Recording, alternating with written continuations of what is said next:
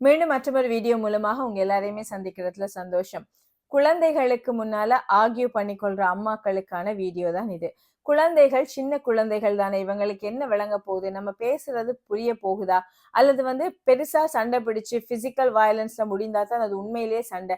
நாம என்ன செய்யறோம், சின்ன சின்ன ஆர்கியூமெண்ட்ஸ் தானே, கணவனோடையோ அல்லது இன்லோஸோடையோ அல்லது வீட்டுல இருக்கிறவங்களோடையோ மற்றவர்களோடையோ சின்னதாக வாய் தகராறு தானே பண்றோம். இதுல எங்களை குழந்தைகளுக்கு என்ன பெருசா பாதிப்பு வரப்போகுது, இப்படி நினைக்கிற அம்மாக்களுக்கான பதிவு தான் இந்த வீடியோவாக இருக்க போகுது. எங்களோட குழந்தைகள் இமோஷனலாகவே மிகவும் மென்மையானவர்கள், ரொம்ப சென்சிட்டிவானவங்களாக இருப்பாங்க. சின்ன சின்ன ஆர்கியூமெண்ட்ஸ் நம்ம வீட்டுல வர்றது, நம்ம கத்தி பேசுறது, அல்லது ஒரு பிரச்சனைக்கு நம்ம எப்படி ஆக்ரோஷமாக முடிவெடுக்கிறோம் அல்லது வெளிக்காட்டுறோம் அப்படிங்கிறது எங்களோட குழந்தைகள்ல எந்த அளவு நம்ம ஒரு வயலண்டாக அடித்து கொண்டு, அல்லது ஹஸ்பண்ட் அண்ட் ஒய்ஃப் பிசிக்கலாக அட்டாக் பண்ணி, அல்லது வீட்டுல இருக்கிறவங்க பிசிக்கலாக அட்டாக் பண்ணி ஒரு சண்டை நடக்குதோ, அதற்குரிய அதே தாக்கத்தை இந்த ஆர்கியூ பண்றது அல்லது வாய் தகராறுகளும் குழந்தைகளோட மனசுல ஏற்படுத்தும் அப்படிங்கறது தெரிந்தா நாங்க இதை செய்ய மாட்டோம் இல்லையா?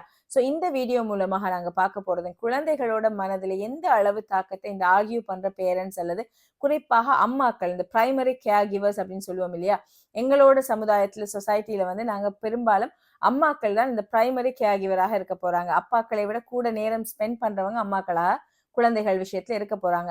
சோ இந்த அம்மாக்களோட இந்த ஆர்கியூ பண்ற இந்த இயல்புகள் எப்படி பாதிக்குது அப்படின்னு சொல்லி பார்க்கலாம். இதுல முதலாவது தான் ஸ்ட்ரெஸ் அப்படின்னு சொல்லுவோம். எங்களோட குழந்தைகளுக்கு எங்களை அறியாமலே நாங்க ஒரு பெரிய ஸ்ட்ரெஸ் இது மூலமாக கொடுக்கிறோம். நீங்க நினைக்கலாம், இந்த பிள்ளை நான் சத்தம் போட்டு ஆர்கியூ பண்ணிட்டு இருக்கேன், அது பாட்டுல டிவி பார்த்துட்டு இருக்கு, அது பாட்டுல விளையாடிட்டு இருக்கு, அதுக்கு அது கேரே இல்லை, கணக்கே இல்லை, இப்படி சொல்ற பேரண்ட்ஸை நாங்க பார்த்திருப்போம். ஆனா உங்களோட குழந்தைகள் எந்த வேலையில இருந்தாலுமே அவங்களோட மூளையும் அவங்களோட காது அவங்களோட புலன்கள் எல்லாமே உங்களோட அந்த ஆர்கியூமெண்ட்டை சுற்றியே இருக்கும். இதுல என்ன நடக்கும் அப்படின்னு சொன்னா, உங்களோட குழந்தைகள் ஸ்ட்ரெஸ் ஆகவே உணர்வாங்க. இந்த கோர்டிசோல் அப்படிங்கிறது உங்களோட குழந்தைகளோட உடல்ல சுரந்து கொண்டே இருக்கும். ஸ்ட்ரெஸ் ஹார்மோன் அப்படின்னு சொல்லுவோம் இல்லையா, இது சுரந்து கொண்டே இருக்கும்.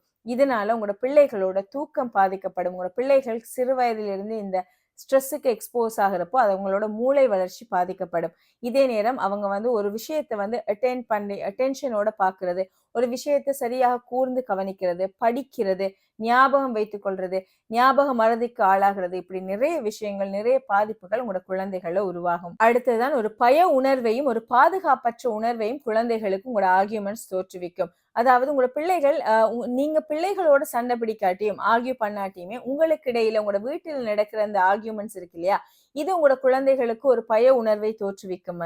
எங்களோட பேரண்ட்ஸ் சேஃபா இருக்கிறாங்களா, எங்களோட அம்மா சேஃபா இருக்கிறாவா அப்படிங்கிறது. எந்த டாபிக்குக்காக நீங்க சண்டை பிடிக்கிறீங்க, ஆர்கியூ பண்றீங்கன்றது உங்களோட குழந்தைக்கு தெரியாம இருக்கலாம். ஆனா உங்களோட தன்னோட பேரண்ட்ஸுக்கு, குறிப்பாக அம்மாக்கு ஏதோ ஒரு பாதுகாப்பு இல்லாத ஒரு தன்மை இருக்கு அப்படிங்கிறது உங்களோட பிள்ளை உணர ஆரம்பிக்கும். எப்பவுமே குழந்தைகள் எங்களை ரோல் மாடலாகவும் எங்களை சார்ந்தவர்களாகவும் பார்க்க ஆரம்பிக்கும். சோ அந்த கட்டத்துல எனது அம்மாக்கு ஒரு பாதுகாப்பு இல்லை அப்படின்னா நேரடியாகவே எனக்கு ஒரு பாதுகாப்பு இல்லை அப்படிங்கறத பிள்ளை உணர ஆரம்பிக்கும். இப்படி உணர ஆரம்பிக்கிற குழந்தைகள் எப்பவுமே ஒரு பய உணர்விலேயே இருப்பாங்க. அதாவது நீங்க யோசிச்சிருப்பீங்க, ஏன் சின்ன விஷயத்துக்கெல்லாம் பயப்படுது, பாத்ரூம் போறதுக்கு கூட என்ன கூப்பிடுது, அல்லது சின்ன விஷயங்களுக்கு கூட டென்ஷன் ஆகுது இந்த பிள்ளை அப்படின்னு சொல்லி. சோ இந்த இமோஷன்ஸ், குழந்தைகளோட உணர்வுகள்ல ஒரு தளம்பல் நிலையை உருவாக்குறதுக்கு உங்களோட இந்த ஆர்கியூமெண்ட்ஸ் காரணமாக இருக்கும். அடுத்ததுதான் இந்த குற்ற உணர்ச்சியும். குழந்தைகள் தன்னைத்தானே பிளேம் பண்ணிக்கொள்ற ஒரு இயல்புமே வர ஆரம்பிக்கும். நீங்க தொடர்ச்சியாக ஆர்கியூ பண்றீங்க, சண்டை போடுறீங்க அப்படின்னா அந்த பிள்ளை எப்படி எண்ண ஆரம்பிக்கும் அப்படின்னு சொன்னா, இந்த பிரச்சனை என்னாலதான், அல்லது இதற்கு நான் தான் காரணம் அப்படிங்கிறது குழந்தை எந்த விதத்தில் காரணமாக இல்லாத விடத்திலேயுமே பிள்ளை இன்டர்னலைஸ் பண்ணிக்கொள்ளும். இதனால என்ன செய்யும் அப்படின்னு சொன்னா, பிள்ளைக்கு எப்பவுமே தன்னைத்தானே தாழ்த்தி ஒரு தாழ்வு மனப்பான்மை ஏற்படுறதும், தன்னைத்தானே கில்ட்டாக, குற்ற உணர்ச்சியாக அல்லது பிளேம் பண்ணிக்கொள்ற ஒரு இயல்புமே பிள்ளைக்கு வளர ஆரம்பிக்கும். இது எங்க வரும் அப்படின்னா, உங்களோட குழந்தைகள் வளர ஆரம்பிக்கும் போது தனக்கு ஒரு இயல்பு இல்லை, தன்னால இதை ஃபேஸ் பண்ண முடியாது அப்படின்னு ஒரு தற்துணிவற்ற குழந்தைகளை நீங்க சின்ன வயசுல இருந்து இப்படியான உங்களோட தவறால உருவாக்குறீங்க அப்படிங்கறத மறக்க முடியாது. தொடர்ச்சியாக ஆர்கியூமெண்ட் நடக்கிற சூழல்ல வளர்ற குழந்தைகள் அவங்களுக்கான சில நிரந்தரமான பிஹேவியரல் சேஞ்சஸ் உருவாக ஆரம்பிக்கும். பிள்ளைகள் அக்ரெசிவாக நடக்க ஆரம்பிப்பாங்க. அதாவது மற்றவங்களுக்கு அடிக்கிறது, அல்லது மற்றவர்களோட பொருட்களை எடுக்கிறது, அல்லது வந்து கோவத்தை அதிகமாக வெளிப்படுத்துறது, இப்படியான இயல்புகள் வந்து வெளிக்காட்டலாம். அல்லது சில பிள்ளைகள் வந்து வித்ட்ரோன் அப்படின்னு சொல்லுவோம். அதாவது தன்னைத்தானே சூழலில் இருந்து விலத்தி தனியாகவே இருக்கிறது, தனியாக இருக்க ஆசைப்படுறது. இப்படி 2 எக்ஸ்ட்ரீம்லயும் குழந்தைகளோட பிஹேவியர்ஸ் போலாம். நீங்க வந்து சில பிள்ளைகள சொல்லியிருப்போம் நாங்க, வீட்டுல வந்து ரொம்ப சைலண்டாக இருப்பாங்க. எந்த பிரச்சனையுமே இல்ல. நல்ல கூல் பேபியாக இருப்பாங்க. ஆனா ஸ்கூல்ல நிறைய கம்ப்ளைண்ட்ஸ் வருது. இவங்க போய் ஸ்கூல்ல மத்தவங்களுக்கு அடிச்சிட்டு வர்றாங்க, கடிச்சிட்டு வர்றாங்க, அல்லது வந்து சண்டை போடுறாங்க. வெர்பலி வந்து வார்த்தைகள் விடுறாங்க. எங்களால நம்பவே முடியல. வீட்ல எங்க பிள்ளை இப்படி ஒரு பிள்ளையே இல்ல. இப்படி சொல்ற பேரண்ட்ஸாக இருப்பீங்க அப்படின்னா, உங்களோட வீட்ல நடக்கிற ஆர்கியூமெண்ட்ஸ் பிள்ளையால அந்த இடத்துல ஒரு பேரண்ட்ஸ், ஒரு அடல்ட்ஸ் வந்து சண்டை பிடிக்கிற நேரம் பிள்ளையால அதுக்கு வாய்ஸ் அவுட் பண்ண முடியாம இருக்கும். நம்ம என்ன சொல்லுவோம் இல்லையா? வாய மூடிட்டு இருங்கன்னு ஏசி விட்டுருவோம். அது குழந்தையால முடியாம இருக்கிற பட்சத்துல அந்த பிள்ளை எப்படி நினைக்கும்னா, தன்னோட அந்த தாக்கத்தை வெளி இடத்துல வெளிப்படுத்தணும் அப்படின்னு ஆரம்பிக்கும். இதன் காரணமாகத்தான் ஸ்கூல்லயோ அல்லது வெளியிடங்களையோ உங்களோட பிள்ளைகள் மிஸ்பிஹேவ் பண்ணுவாங்க. தொடர்ச்சியான ஆர்கியூமெண்டான சூழல்ல வளர்ற குழந்தைகளுக்கு நிரந்தரமான உளவியல் ரீதியான நோய்கள் அல்லது நிலைமைகள் வர்றதாக வந்து ஆய்வுகள் தெரிவிக்குது. ஸோ வந்து இந்த மாதிரியான ஒரு சூழல்ல வளர்ற குழந்தைகள் டிப்ரெஷனாக இருக்கட்டும் அல்லது ஆங்ஸைட்டி போன்ற உளவியல் தாக்கங்களுக்கு வளர்ந்தோர் ஆனதுக்கு பிறகும் எதிர்கொள்ள வேண்டிய ஒரு நிலைமை வந்து இந்த குழந்தைகளுக்கு ஏற்படுது. ஸோ நம்ம எப்பவுமே புரிந்து கொள்ளணும், ஒரு பெர்ஃபெக்டான பேரண்ட் எங்களோட குழந்தைகளுக்கு தேவையில்லை. எப்பவுமே எங்களோட குழந்தைகளுக்கு தேவையானது ஒரு சேஃபான என்வாயன்மெண்ட். எந்த சூழல்ல தன் குழந்தை வந்து பாதுகாப்பானதாகவும் சந்தோஷமானதாகவும் உணர்ந்து கொள்ளுதோ அந்த சூழல்ல எங்களோட குழந்தைகள் நல்ல விதமாக வளர ஆரம்பிப்பாங்க. இது பேரண்ட்ஸ், பெற்றோர்கள் கட்டாயமே வந்து மனதில் வச்சிருக்க வேண்டிய விஷயமா இருக்கும். இப்ப வந்து அம்மாக்களுக்கு ஒரு கேள்வி இருக்கும், ஆர்கியூ பண்ணாம இருக்க முடியாது, நாங்க கூட்டு குடும்பத்துல இருக்கிறோம், அல்லது ஹஸ்பண்ட் அண்ட் ஒய்ஃப்குள்ள ஆர்கியூமெண்ட் வர்றது சகஜம் தானே, இது நார்மல் விஷயம் தானே, இது ஆர்கியூ பண்ணாம நம்ம எப்படி இருக்கிறது அப்படிங்கிற ஒரு கேள்வி வரும் இல்லையா?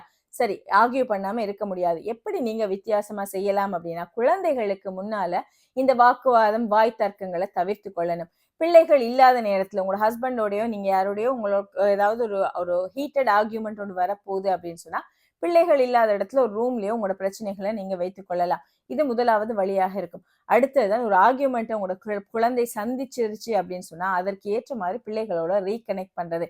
இது எப்படின்னா, உங்களோட பிள்ளை வந்து அதை பார்த்துட்டு அப்படின்னு சொன்னா அதற்கு பிறகு வந்து உங்களோட குழந்தைகள்கிட்ட ஒரு ஓப்பன் டாக் வருது. அதாவது நானும் அப்பாவும் வந்து இப்போ கொஞ்சம் ஒரு சின்ன விஷயத்த எங்களுக்கு ஒரு சண்டை வந்து நாங்க ஆர்கியூ பண்ணோம், அதனால எங்களுக்குள்ள நாங்க ஒத்துமையா இல்ல, நாங்க சந்தோஷமாக இல்லைன்னு அர்த்தம் இல்ல. இது ஆர்கியூமெண்ட்ஸ் சின்ன சின்னது வரும் தான். ஐம் சாரி, நீங்க அதை பார்த்ததுக்கு நான் உங்கள்ட்ட மன்னிப்பு கேட்கிறேன். இப்படியான விஷயங்களை குழந்தைகளுக்கு சொல்லலாம். அல்லது நீங்க அதற்கு பிறகு நீங்க இந்த ஆர்கியூமெண்ட் முடிந்த பிறகு நீங்க அந்த ரிசால்வ் பண்ணி ஒரு நிலைமைக்கு வருவீங்க இல்லையா உங்களோட ஹஸ்பண்டோட அப்படின்னா, நீங்க அது பிறகு பேசுறது, இதை உங்களோட குழந்தைகளுக்கு காட்டலாம். பாருங்க, நாங்க ஒரு சின்ன சண்டை ஒன்று வந்துச்சு, பட் நாங்க இப்போ ஓகே ஆயிட்டோம், அதை பேசி தீர்த்து கொண்டோம். இப்படி காட்டுற நேரம் உங்களோட பிள்ளைகளுக்கு ஒரு நம்பிக்கை ஒன்று வரும்.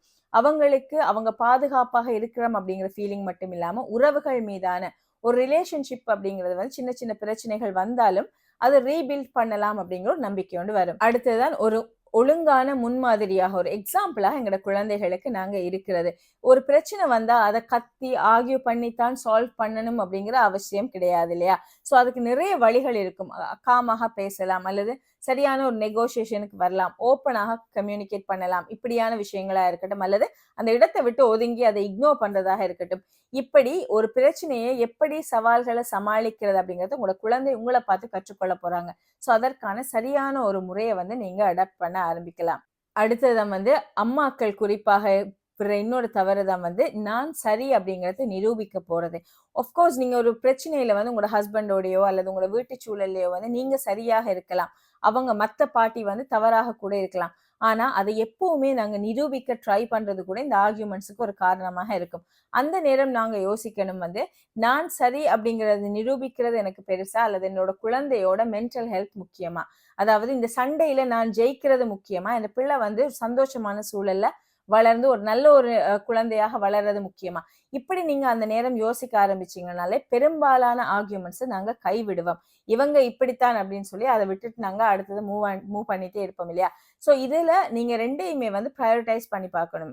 எது முக்கியம் நமக்கு அப்படிங்கறத நீங்க ப்ரையோரிட்டைஸ் பண்ணி பார்க்குற நேரம் நிறைய பிரச்சனைகளை விட்டுருவோம். அடுத்தது, உங்களால தொடர்ச்சியாக ஒரு சிக்கலுக்கு நீங்க முகம் கொடுக்குறீங்க, அடிக்கடி ஆர்கியூமெண்ட்ஸ் வருது, பிரச்சனைகள் வருது, என்னால இதை கோப் அப் பண்ண முடியல, ஸ்ட்ரெஸ்ஸாக இருக்கு, டிப்ரெஷனாக இருக்கு அப்படின்னு கருதுற நேரம் நீங்க ஒரு ஒழுங்கான உளவியல் ஹெல்ப்பை வந்து பெற்றுக்கொள்ளலாம். ஒரு ப்ரொஃபஷனல் ஹெல்ப்பை பெற்றுக்கொள்றது, அல்லது வந்து நீங்க அந்த ஒரு மேரேஜ் கவுன்சிலர், கப்பிள் தெரப்பி அப்படி அட்டெண்ட் பண்றதாக இருக்கட்டும், அல்லது உங்களுக்குன்னு இண்டிவிஜுவல் கவுன்சிலிங் நீங்க போறது, இப்படியான விஷயங்கள் மூலம் உங்களோட மூட நீங்க ஸ்டெபிலைஸ் பண்ணிக்கொள்றது மூலமாகவும் எங்களோட குழந்தைகளுக்கு இப்படியான தாக்கங்கள் ஏற்படுறதை நாங்க தவிர்த்து கொள்ளலாம். அமெரிக்கன் அகாடமி ஆஃப் பீடியாட்ரிக்ஸ் அப்படிங்கிறது வந்து தெளிவாக சொல்றாங்க, அடிக்கடி பேரண்ட்ஸோட சண்டைகள், ஆர்கியூமெண்ட்டுக்கு உட்படுற குழந்தைகள் வளர்ந்தோர் ஆனதுக்கு பிறகு நிறைய உளவியல் தாக்கங்களையும் பிரச்சனைகளையும் சந்திக்கிறதாகவும், இது தீராத உளவியல் நோய்களாக ஆகிறதுக்கான வாய்ப்புகள் இருக்கிறதாகவும் சொல்றாங்க.